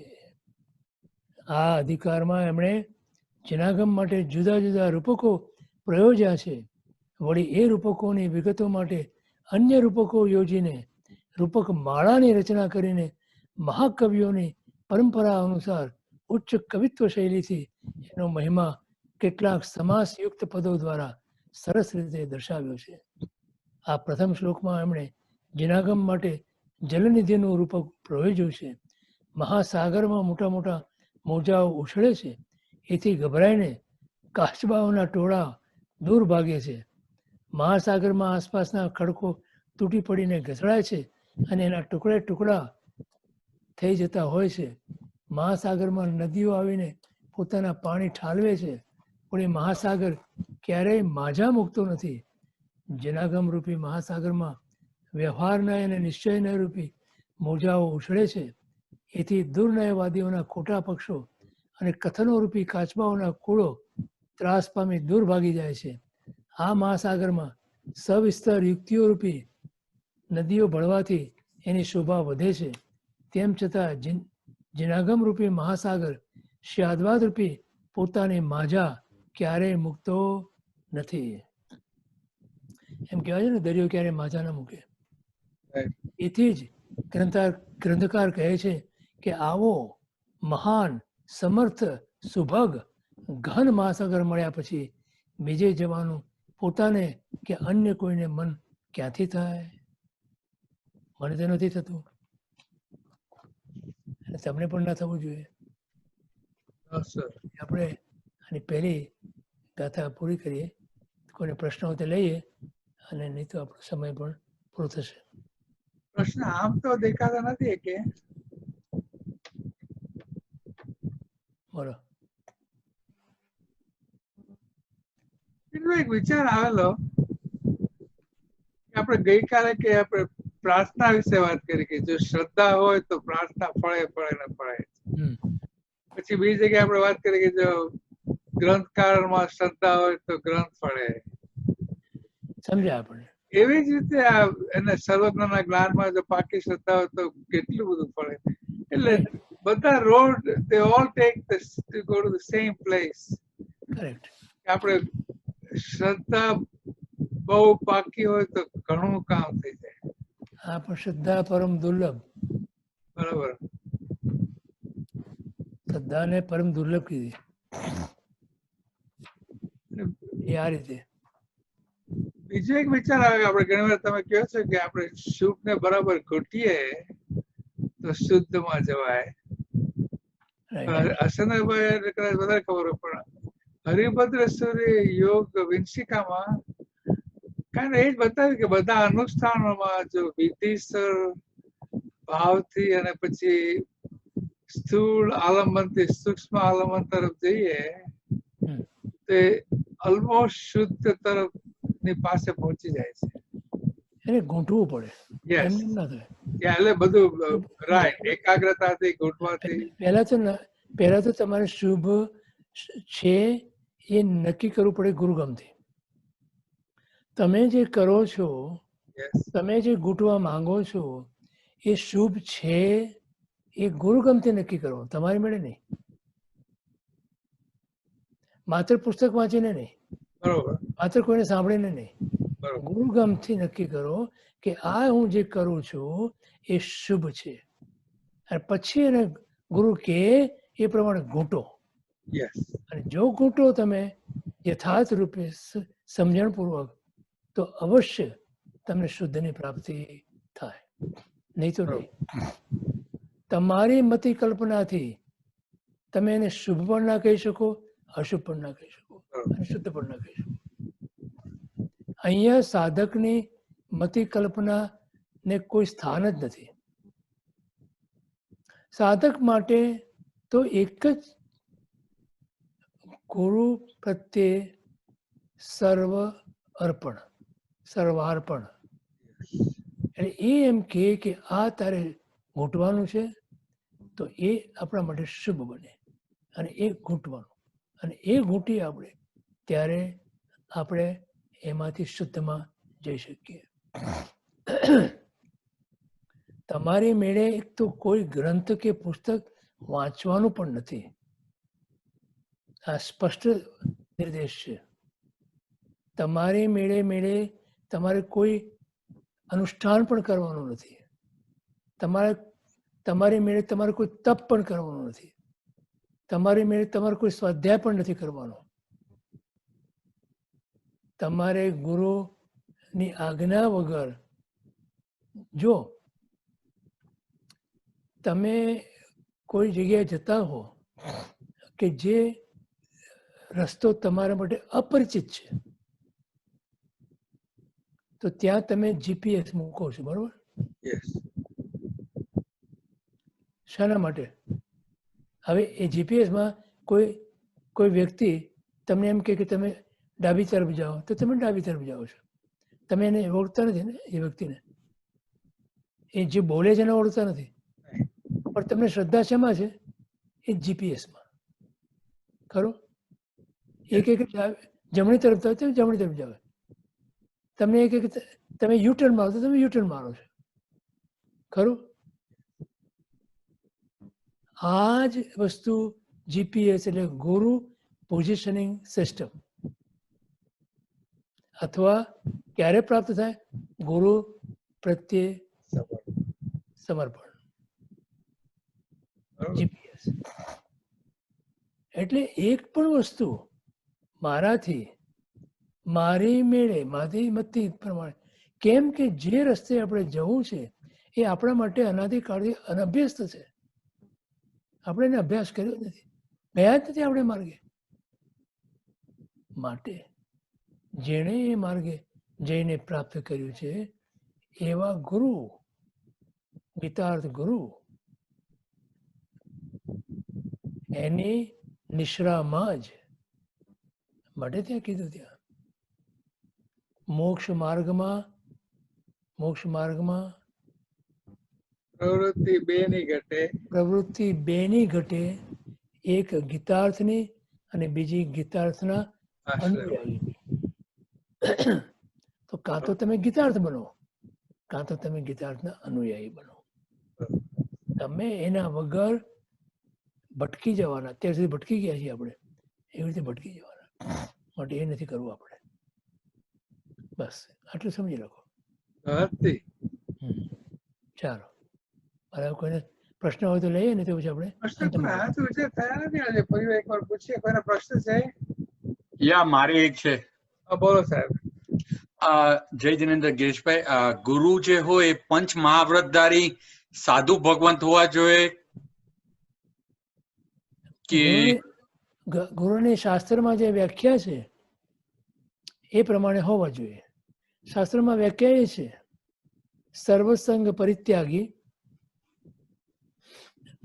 પંચ મહાવ્રતધારી ગીતાર્થ.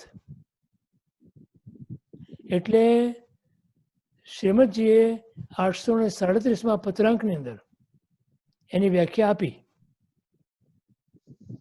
કે છઠ્ઠા સાતમા ગુણસ્થાનક વર્તી જે હોય મુનિ, જે સાધુ, એ ગુરુ. મુખ્ય ગુરુ તીર્થંકર પરમાત્મા 13મા ગુણસ્થાનક વાળા. પણ એની હાજરી ના હોય તો એની અવેજીમાં ગૌણપણે છઠ્ઠા સાતમા ગુણસ્થાનક વાળા ગુરુ આચાર્ય ભગવંત. આ સ્પષ્ટ વ્યાખ્યા છે. અને આપણે અમેરિકામાં તો છે જ નહીં. હા તો તમે જાઓ દેશમાં જઈને ગુરુ પાસે જઈ આવો, લઈ આવો એમની માર્ગદર્શન. આ તો કાગળ લખીને પૂછાવો, પત્ર લખીને પૂછાવો, એ તો અવેલેબલ છે આપણી પાસે. દર વખતે આપણે શિબિર હોય છે અને આ ગ્રંથ શરૂ કર્યો તે પહેલાં પણ તમને ખબર છે કે આપણે ગુરુ પાસેથી એમની આજ્ઞા મંગાવીએ છીએ અને આપણે ત્યાં મૂકીએ છીએ, ત્યાં ફ્રેમ કરીને એમની આજ્ઞા. એ આજ્ઞા વગર એક પણ ડગલું આપણે નહીં ભરવાનું. તમને જોયું છે, તમે જો શિબિરમાં તમે આવ્યા હો અને શિબિરમાં તમે જોયું હોય તો આપણે સ્ટેજ ઉપર મૂક્યા હોય છે એમની આજ્ઞાના પત્ર, આજ્ઞાપત્ર, કોપી એની ફ્રેમ કરીને. તમે મંગાવી છો તમારા માટે બી આજ્ઞા.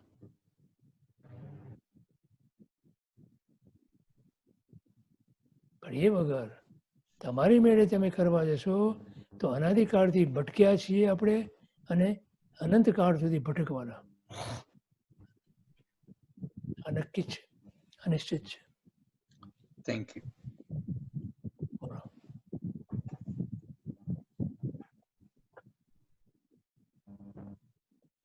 હવે અંત મંગળ પછી આપણે બધાને વાર આપીએ. ચાલો. સર્વમંગલ માંગલ્યમ સર્વ કલ્યાણ કારણમ પ્રધાનમ સર્વધર્માણમ જૈનમ જયતિ શાસનમ. સદગુરુ દેવ કી જય. મહાવીર સ્વામી ભગવાન કી જય. જય નરેન્દ્રભાઈ, તમારે કદાચ ઉતાવળ હોય, તમારે પેલું જવું છે?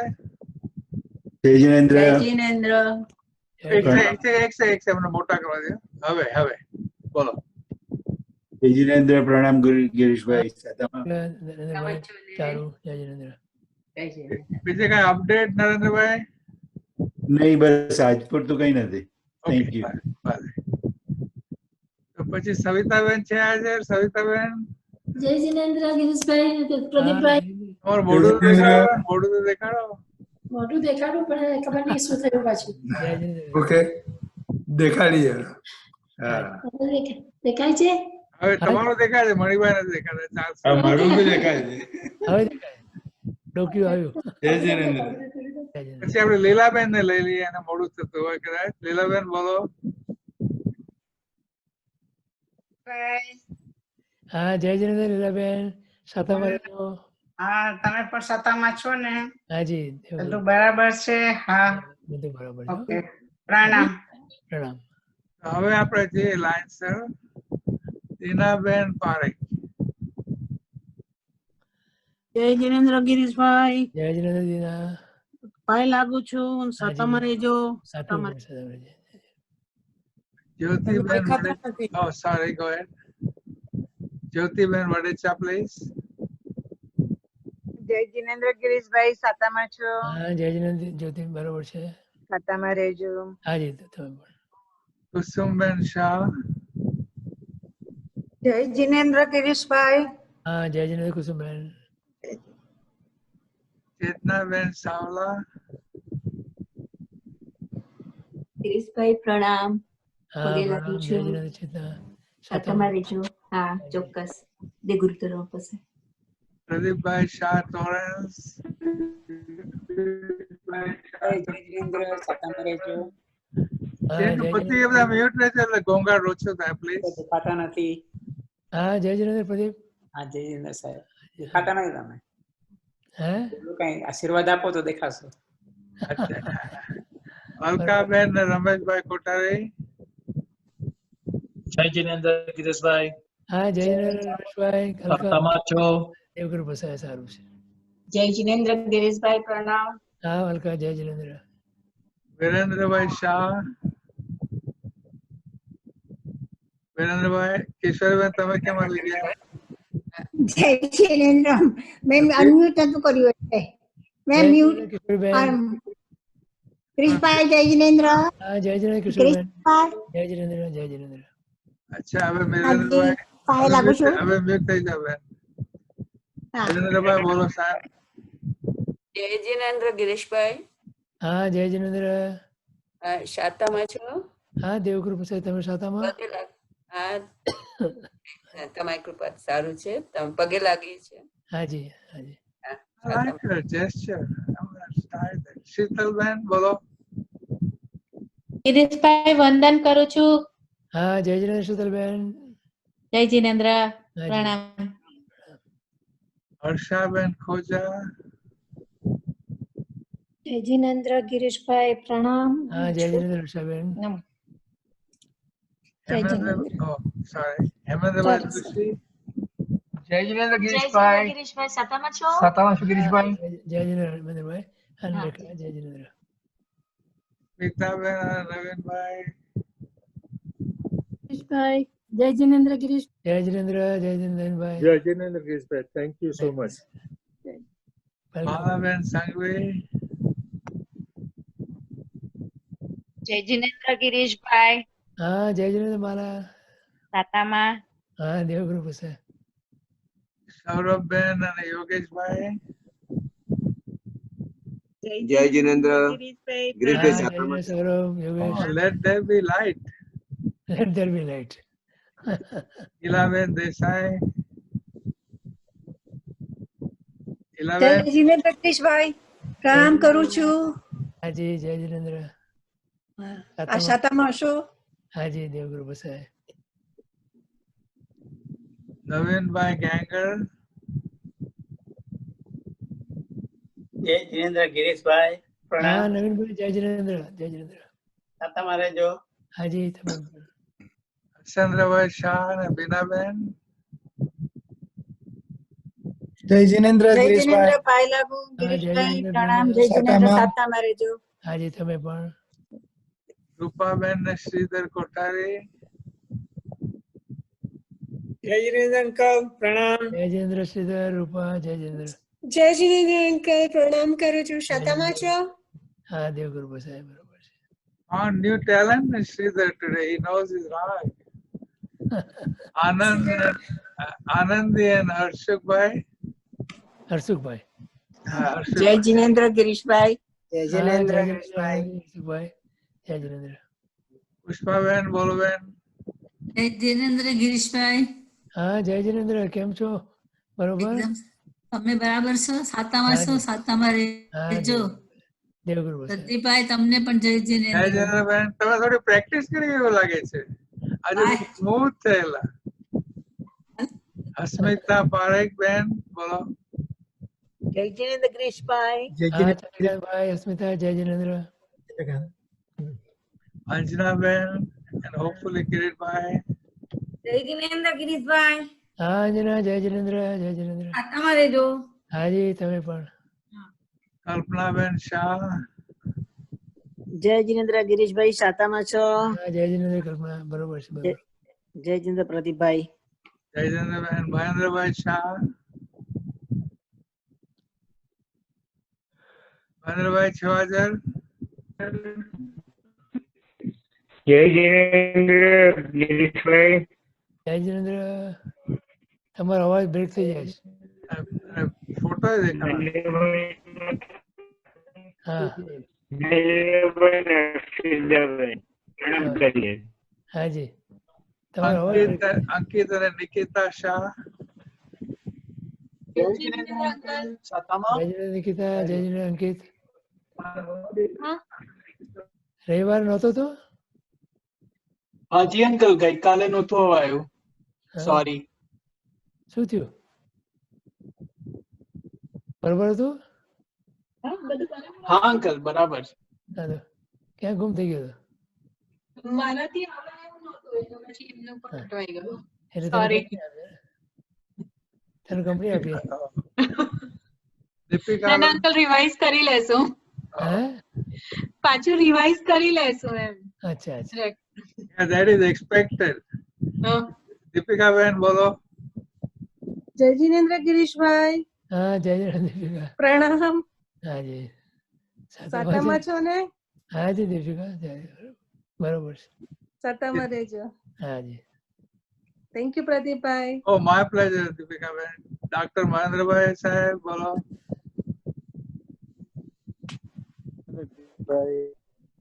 તમારે અનમ્યુટ કરવું પડશે પેલા. થઈ ગયું મહેન્દ્રભાઈ? તમારે અનમ્યુટ કરવાનું.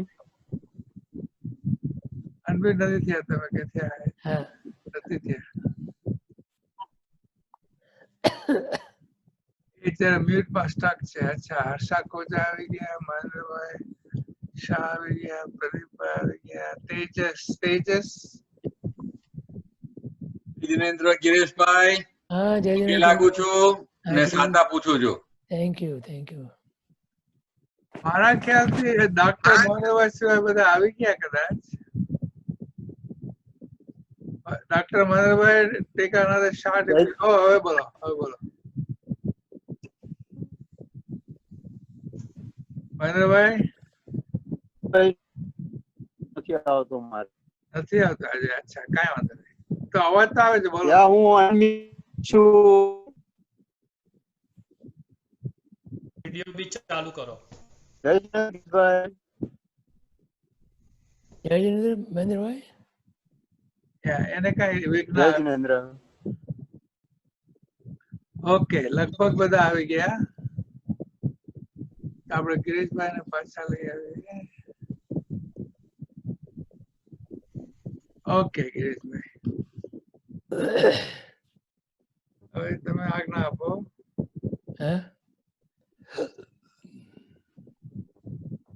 શું છે મરજી હવે તમારી?